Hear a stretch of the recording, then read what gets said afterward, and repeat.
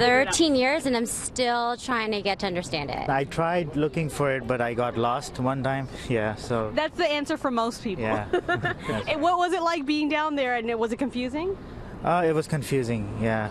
It was confusing, like it was a maze. Getting lost in the path is something that we've experienced ourselves. We have the skills, we have the know-how, and we have the resources and ability to do something about it, so why not try and solve this problem?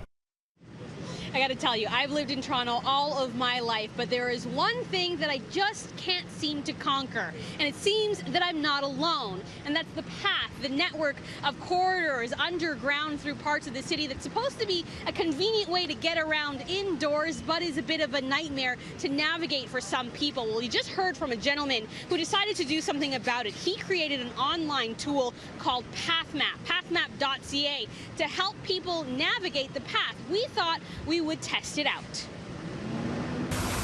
To test it out, I challenged my CityNews colleague Eric Espinosa to a race and see who could get from City Hall to Union Station fastest using the path. He was accompanied by our camera operator, Alfie. I was nice enough to let him use the new online map tool while I had to rely on my own wits. Ready, set, go. Start that timer. Going. I think it's this way. So I've waited 5 minutes just to give Eric some time to get ahead of me so we don't cross each other in the path. And I'm going to start my clock, and hopefully, maybe I can catch up to him.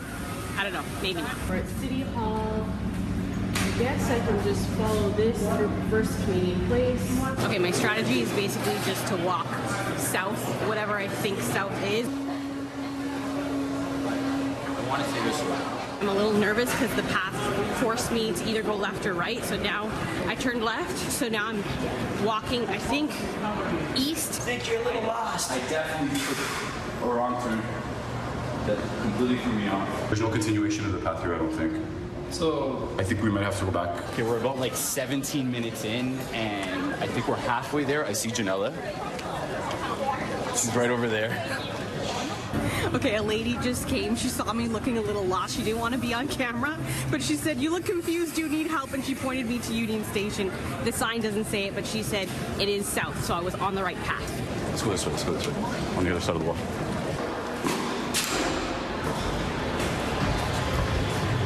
Wait. It's the movie set. This is not Union. Oh no.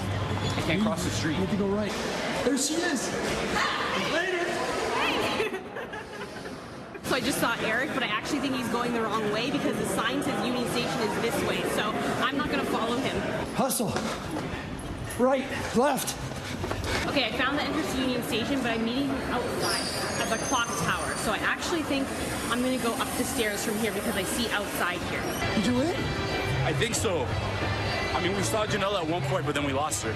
There's the clock tower right behind me. Let's see if Eric's there. Janella, spotted. Aha! I made it! Good job, good job. Good job. Good race. Now, it looks like Eric won, but remember that I did give him a 5-minute head start, so technically, when we did the math, I was actually the winner. Now, coming up a little later in this show, we'll tell you what the keepers of the path had to say when we talked to them about this new tool that was created by a Torontonian, and we'll also speak to Eric about what he thought about the new tool. I'm a little nervous because the path forced me to either go left or right, so now I turned left, so now I'm walking, I think, east. I think you're a little lost. I definitely took a wrong turn that completely threw me off. And that was a piece of a little friendly competition that my colleague Eric Espinosa and I went through today. We were trying to navigate our way through the path, the underground network of shops that allows you to walk through some parts of Toronto without ever going outside. Of course, the problem is that for many people, they find it just a nightmare to navigate. We were testing out a new online tool called pathmap.ca that someone created to help people navigate. Now, Eric is joining me now. You were using the tool. I wasn't. How did you find it? Okay, so I was confident that it was going to be a lot easier. Yes, you were. Born and raised in Toronto, same as you. I've, been in that path a million different times, but With the map itself, what it does is it kind of gives you a line of where you got to go.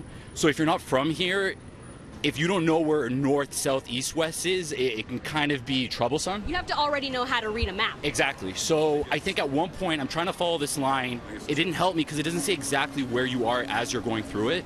Kind of like that offline feature that Google Maps has, even though you're not online, but it tells you where you are. So I keep having to reference the maps that were available. It was taking you long. Exactly. Got lost.